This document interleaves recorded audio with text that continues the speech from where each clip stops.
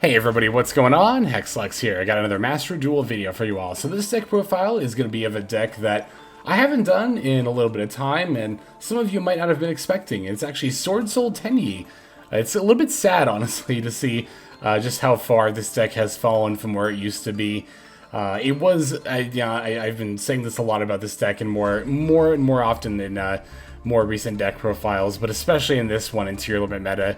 We definitely just do not see Swordsoul Tenyi with that much representation anymore.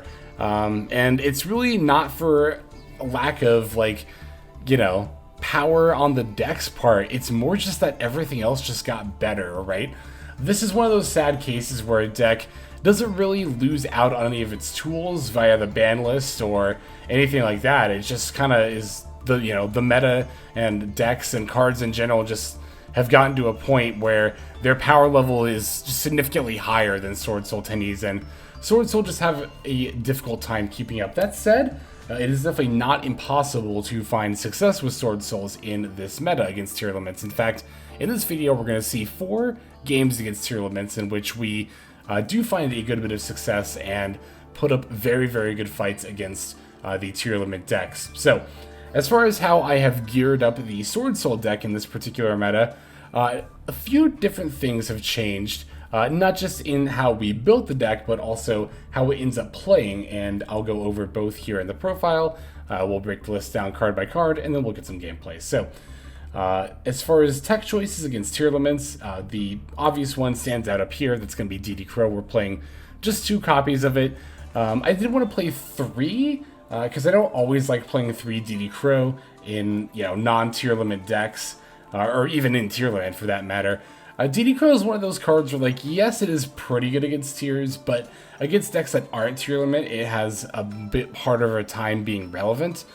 And beyond that, even against tier limit, there's not always, ideally you can use DD Crow and that's just going to stop your opponent's plays altogether, but that doesn't always end up being the case. Even if you stop their fusion plays, sometimes they can just go into a rank 4 and then Zeus you and so on and so forth. I tend to think that stuff like Ash Blossom and Imperm are higher impact disruption plays against tier limits, but we're already maxed out on copies of each, so we're playing DD Crow. I could play Valor, but I think DD Crow is a little bit more useful than Valor against tiers. Also, Triple Tack is everywhere in this format, including in this deck at 3. And Valor is literally just asking to set up Triple Tack. I mean, to be fair, a lot of the time DD Crow is as well, but DD Crow can be used at any instance, whereas Valor is only during your opponent's main phase, which is going to be when they can trigger the Triple Tack there. Like I said, we are playing a set of the Triple Tactics talent here. Beyond just being good in this meta, it's just a good card in general, and is very good in Swordsoul, which has a lot of room to play a card like it. And, it's not only good for consistency boosting, which is what Desires, a card that we'd previously played, ends up filling that role, but it's also just a very good tool for breaking your opponent's board or making their hand a lot worse. I think in general, but especially in this meta, this is a lot better 3-F to have than Pot of Desires. But if you don't have Triple Tactics talent, you could definitely play 3 Pot of Desires as well. Otherwise, the list is pretty much the same as we've always had it, honestly. Well, not always, but for the last few months, it's the same as we've always had it, right? We're still playing, of course, 3 Maxx, 3 Ash Blossom, 3 Imperm. We have the 2 Call Buys as well. And then as far as our Swordsoul and Tenyi stuff, no real changes there in the main deck. It's still 2 Adhara. Well, again, we'll go through the specific numbers as we, break the list down. But yeah, not doing anything too different. One thing I will say, though, is Archnemesis Protos.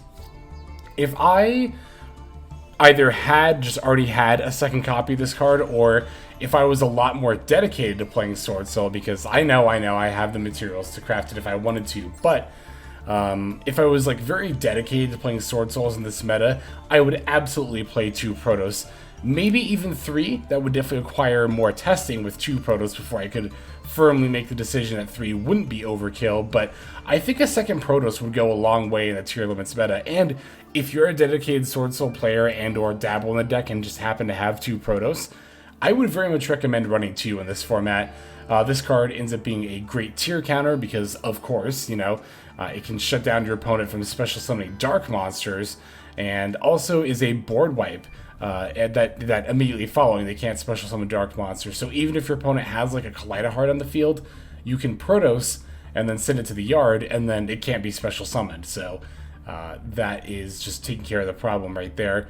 And yeah, tier limits, if they are going to try to play through this, they really pretty much have to go for a rank 4 of some kind, whether that's like a Zeus play, or it's pretty much always just going to be a Zeus play. Because even summoning Rolkolos, they would need King of the Swamp, because even though Rolkolos is water, Kitkolos is dark. So if you've got 2 Protos and or you're very invested in Swordsoul, I would definitely recommend playing 2 Protos in your Swordsoul decks. As far as the extra deck goes, we've also made a couple of swaps here. For our level 9, we were playing the, is it Chao Fang? Is that the Yang Zing monster that is level 9? Hang on. Let me just make sure real quick.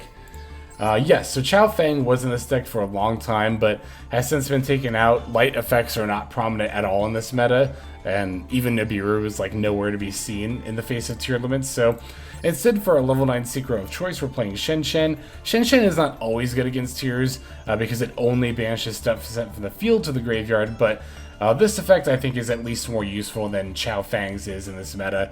Another switch that we've made is, rather than play the Dragite in the extra deck, which we had for a long time, I've instead included Psychic and Punisher. This is a level 11 Synchro, which you can make with a level 4 token. It's going to be the Swordsoul token there, as well as one of your level 7 Tenyi monsters. And Psychic End Punisher ends up being very powerful, not only in general, but particularly against tier limits. Tier limits can sometimes have a very difficult time outing a like Towers type card. Even something like IP plus Avram, or yeah, it's an Avramax made using IP. They need stuff like Triple Tactics Talent a lot of the time, or Goddess if they happen to be playing it to out. Goddess will out Psychic and Punisher, but pretty much no tier of my decks are playing it at this point in time. But stuff like Triple Tax won't. Against a Towers-like effect that is just unaffected by opponent's activated effects.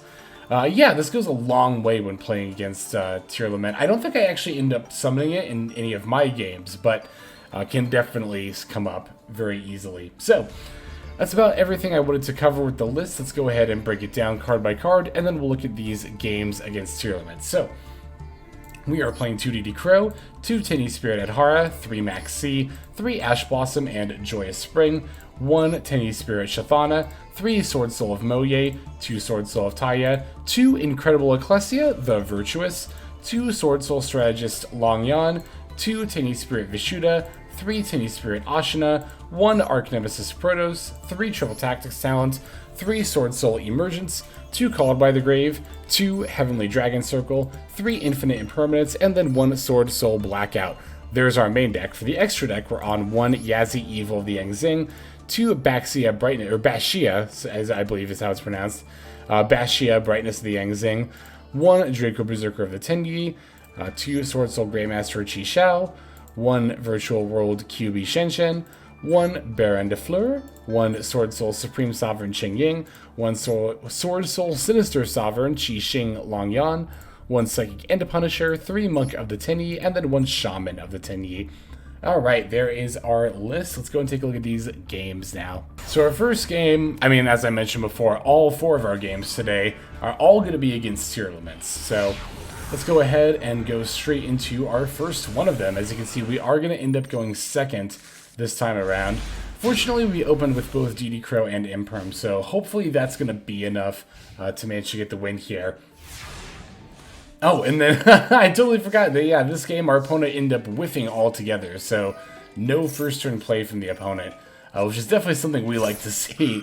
So I'm going to start with my Swordsoul Emergence, but it's not going to be a free win just because my opponent passed. As you can see, the Ash Blossom is going to stop the Emergence. I will use the triple tack to get a look at my opponent's hand. Interestingly, they responded with Maxx. I guess they still expected me to have plays, but I mean, as you can see from my hand, I don't. So when I saw the Kelbeck, I was pretty sure they were on Ishtir, even though I saw a call by as well. But I'm just going to go ahead and put that Kelbeck back to make it a little more difficult for them to have like a rank 4 play, or if they top something like Keldo or Murdora. They actually top deck the Reinforcement of the Army of all things. So I have a few pieces of information that I know here thanks to Triple Tactics Talent. Actually, more than a few. I have all the information I need because I know my opponent's entire hand, right? It's Rhino Heart, it's Call by the Grave, and it's Infinite Impermanence.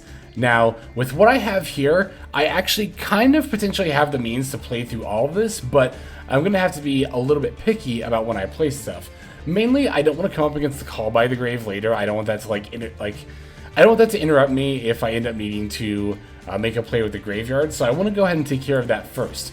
So when the Rhino Heart's summoned, I'm not going to imperm it, I'm going to let it resolve and let the Merle go to the graveyard. Then I'm going to use DD Crow. Again, I know my opponent has Called By, but I just want to get it out of the way. I'm just fine trading my DD Crow for it, that's A-okay. DD Crow is kind of situational anyway, even against Tier Elements as to when it's good, so I'm like, this is completely fine with me. And I know I have the Imperm, I can use that against Kikolos, and this will leave my opponent with a negated Kikolos and Imperm as their only options left. Now, I have this Heavenly Dragon Circle to potentially search word monsters, so if I can get like any Tenyi card, I think I'm just good to go here, right? I can search up a Taia, make a Chixiao, potentially if the Imperm doesn't get me, and try to go from there. Opponent is going to battle phase smack me with Kikolos, set a card, which of course we know to be Imperm, before passing over to me. Here we top deck Tenyi Spirirt Ashuna, which is great. This is actually the best Tenyi card I could have top decked in this situation. Now, I'm going to use Ashuna in order to, link it off rather, in order to summon, of course, Monk of the Tenyi. And now I get to use the Ashuna's effect, special summoning Vishuda. Now I'm going to use my Heavenly Dragon Circle, not to add a Worm from deck to hand, but to special summon Adhara. For those who don't know what Heavenly Dragon Circle does, this card is fantastic. I love this card in Swordsoul Tenyi. I love playing 2 copies of it, and I like it a lot more than whatever the normal spell that sends Tenyi monsters to the graveyard and then adds 1 to hand. That card is like kind of mid compared to this one. So basically, you tribute a Worm monster and add a Worm from deck to hand, but if you tribute a non-effect monster like Monk, you could just special summon the monster. Normally, you always want to add because the monster you special summon is negated, so if you special Mo Ye or Taia, you can't use the effect. However, in this situation, we can just go ahead and special because we're just getting the level 1 tuner Adhara to make Chixiao. Now that I've made Chixiao, like things are all great. I know they're going to negate the search with Imperm. Totally fine, because now I can just battle over Kikolos. My opponent is in top deck mode. My Chixiao can negate if they top deck like Rhino Heart or something, and we should be good to go from here. I'm going to throw down my triple attack here as well, just to bluff my opponent out a little bit. Make them think I have something scary like a Blackout or an Imperm or a Call By. And apparently my opponent's top deck was not good enough as they end up conceding. That was an early concede. They were still like 7,500, and it was not guaranteed that I was going to top deck a play. Like, you know, Emergence, Taia, those are like 1-card plays, but Swordsoul doesn't have a whole lot of those. Like, if I had topped something like Mo Ye or a Tenyi monster, that wouldn't have been able to do anything with Chixiao on the board just by themselves. So, I do think it was an early concede, but that does go to show how, like, you know, neither my opponent or I had strong turn 1s here, but, you know, Chixiao can still do the little disruption dance well enough with Tier Elements in situations like this to just get some kind of footing in, where as long as we have advantage, where here we had Chixiao to our opponent's empty board in top deck mode, that's all the leverage you need in order to win the duel there. So there is that game. Also, this game was a great showcase of just how good Triple Tactics talent is in this meta. There's that duel. Let's go ahead and jump straight into this next one here. Alrighty, you got another duel. Well, we already know it's going to be against Tier Elements. Well, what I was going to say actually was that it's another duel against a Tier Elements variant that's playing like Cyberstein, King of the Swamp, and Poly, which is very common on Master Duel. I don't personally think that those cards are optimal, like, at all. Cyberstein, like, there's maybe some merit to it. Like, I could see a world where I maybe tech that, but I don't know, for a lot of that stuff, like, I just don't think it's that great, honestly. Particularly King of the Swamp and Poly. But like Super Poly, I think we've seen now by this point is just not optimal. Even Droplet isn't really optimal. But in any case, I just think it's interesting, like, how many tier lists on Master Duel specifically play King of the Swamp, even though Kikolos is legal. It kind of baffles me a little bit. So here I'm going to do some pretty standard Swordsoul stuff. The Imperm against the Chixiao really hurts though, because it's going to make this Protos a lot more difficult to summon. What I'm going to do is I'm actually going to link away the Chixiao with the Monk for a Shaman of the Tenyi, and then discard my Longyuan to then Swordsoul, or summon the Swordsoul Grandmaster Chixiao.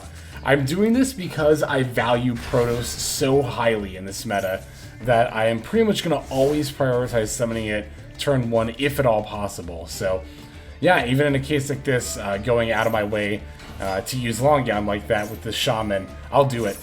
Just because, again, I think Protos is so good. So we are, of course, going to be against tier limits. I'm going to use the Chixiao effect here, but it was definitely an early call for me. That's because for some of my early games, until I thought to actually check, I just had it in my head that Kaleidoheart was water.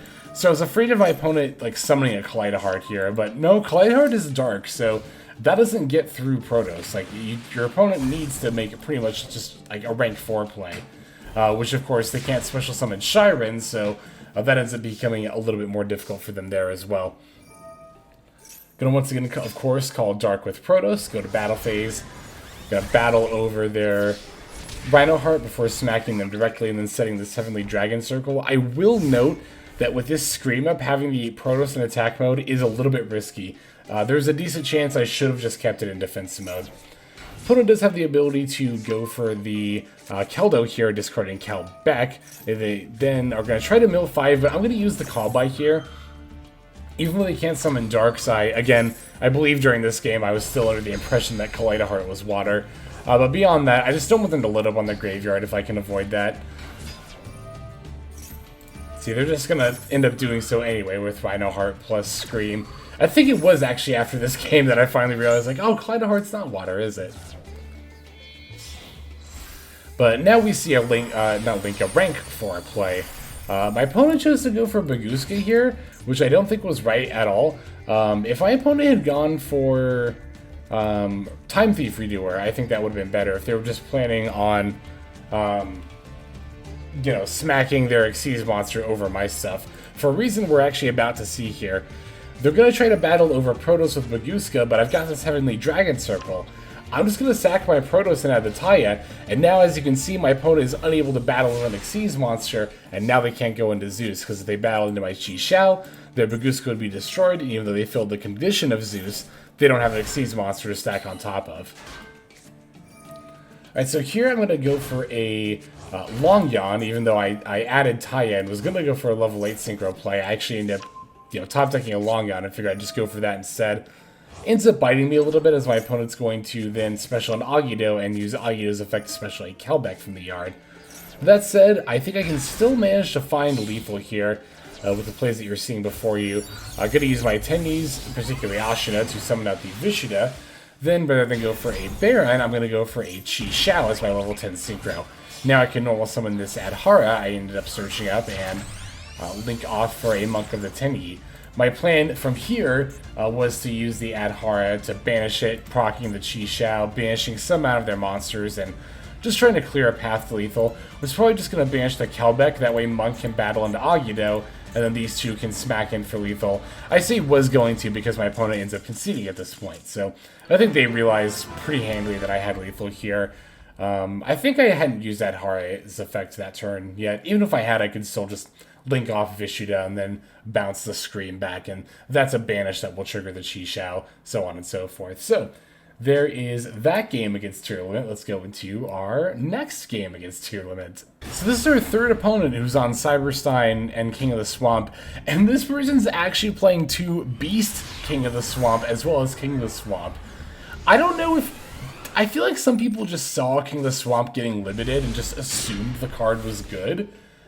And, I guess this... I don't know. Maybe some people really want that many fusion substitutes in their deck, but I don't think, especially with Kiklos being around and without Grapha, the Dark World fusion variants being legal, or in Master Duel yet, I just don't think it's worth it to play so many fusion substitute cards, or even one, really. Even the one King of the Swamp I don't think is necessary at all, but that's just how I feel about the deck, or about how the deck can be built.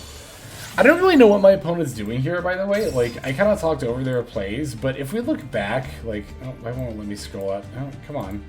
There we go. If we look back, they activated Perlarino, but then added Merly and not Rhinoheart, so I thought, okay, maybe they just already have the Rhinoheart. But it didn't really seem like they... Does it really seem like they do? Maybe they still do, I don't know.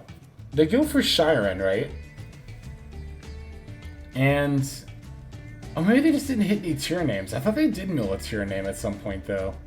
Yeah, they did. They milled a Shyren with the Merly that they then normal summoned instead of a Rhino Heart, and they didn't activate it? I don't really know what was going on here. The only thing I can think is that maybe due to the way and amount of times priority was getting passed to me, they figured I had a DD Crow in hand and didn't want to play into it, but my opponent just kind of ended up not making plays, like, at all, instead of just not playing into my cards. So I'm going to start by specialing the Adhara here, just in case I end up needing a Monk. Before normal summoning the Mo Ye, opponent's going to respond with Havness. I'll negate it with Ash Blossom. Opponent's going to send that Havness with Gravekeeper's Trap, but that doesn't stop Ash Blossom from negating it, nor does it trigger Havness's effect to fuse. So that ultimately isn't going to really end up going anywhere. Okay, now at this point, my opponent's going to try to Elf with Merly. See, this is why I think maybe they were playing around DD Crow, because they were specifically waiting for the opportunity to get another fairy for Herald of the Orange Light with Gravekeeper's Trap.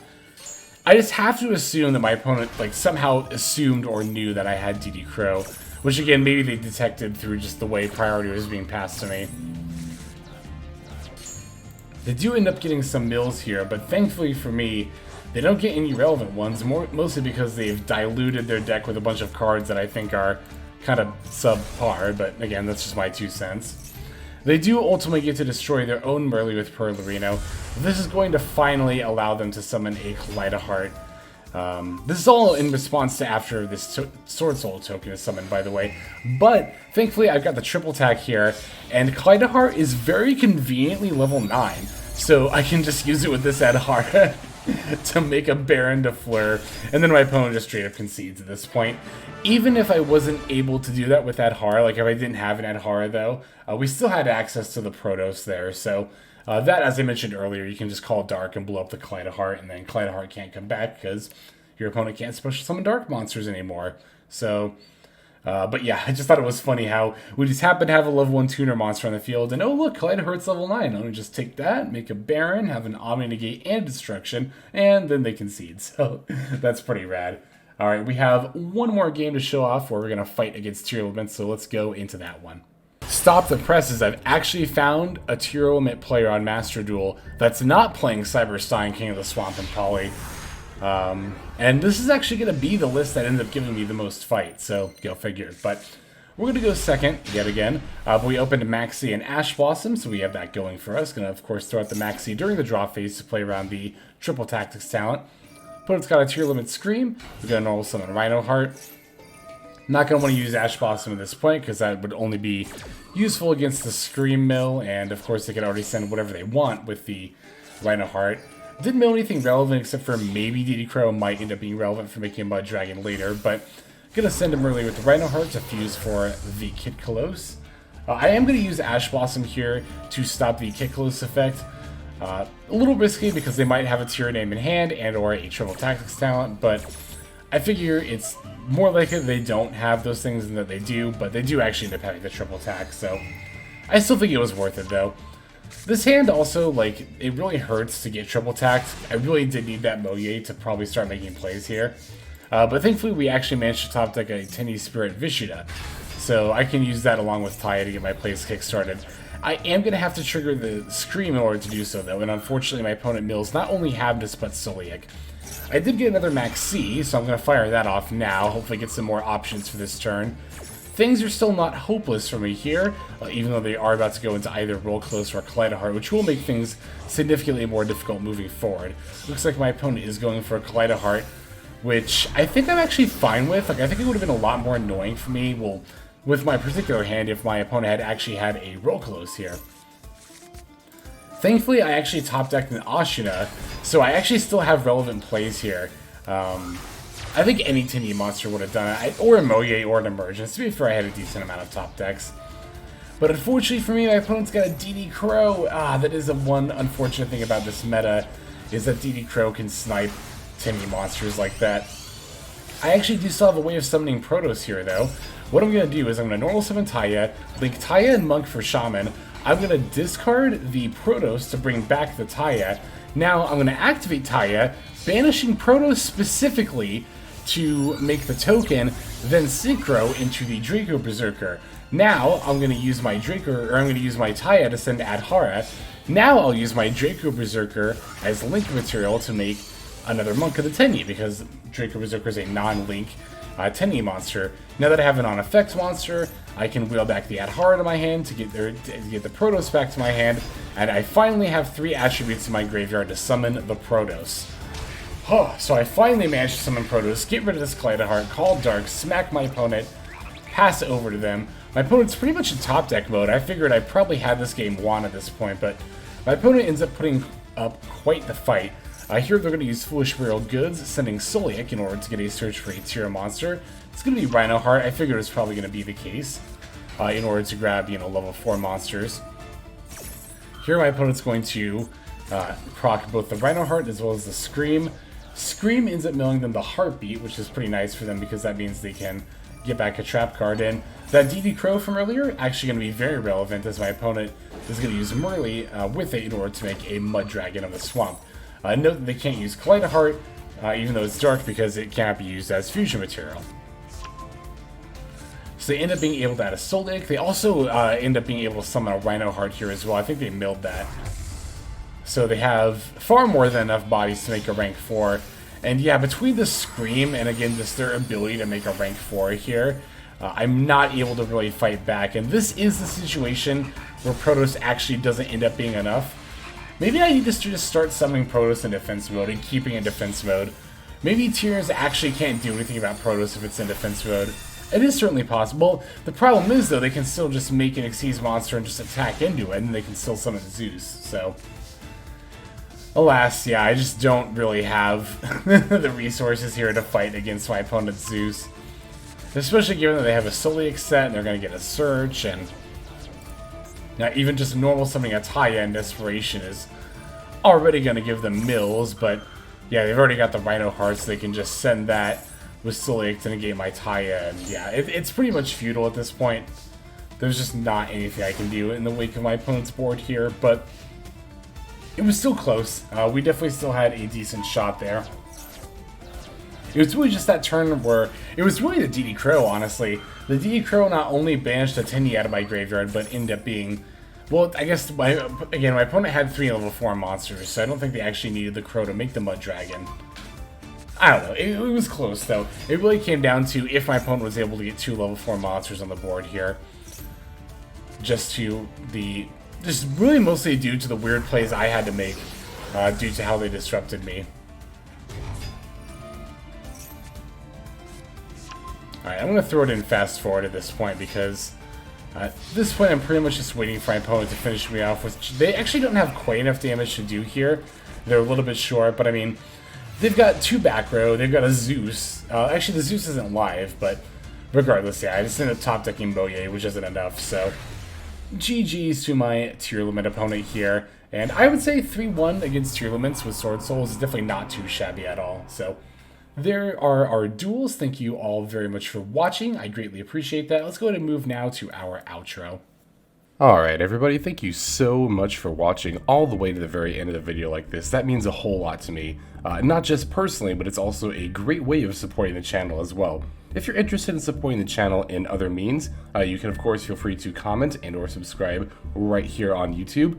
I'm always looking to the comments section. You guys leave some pretty awesome feedback as far as like constructive criticism goes when it comes to deck building, gameplay, channel content, all that stuff. So feel free to leave your opinion down there. I will be sure to take a look at that there. And then subscribing is going to be the best way to get notifications of when these videos drop. That does happen every day, by the way, so if you're looking for daily Master Duel content, you've come to the right place. And there are more places where you can get some daily Master Duel content. If you check out the description below, follow the top link over to my Patreon page. There for just $5 a month, which is as much as you pay for a booster pack. You'll find a lot more value than a pack full of filler over there. We've got some previews for content upcoming here on the channel. We've got some exclusive games that are only posted over on Patreon over there. We've got some Q&As, and then you can also have your name featured in this lovely credit sequence where I thank all of the people who are helping contribute over there on Patreon. It's a huge support to the channel, and it really means a lot as well. So thank you everyone who is donating. that is featured here on screen. And again, you know, it's not just a pure donation, you do get some more daily Master Duel content over there just for being a part of the Patreon. But I think that's about all the time that I have for today's video. Once again, I just want to thank you so very much for sticking all the way to the end of the video. Again, it just means a lot, as I do put a decent amount of work into getting these videos out every single day. But that's about all the time that I've got for now, so without further ado, this is Xlex. I'm signing out, and I hope you have a fantastic day.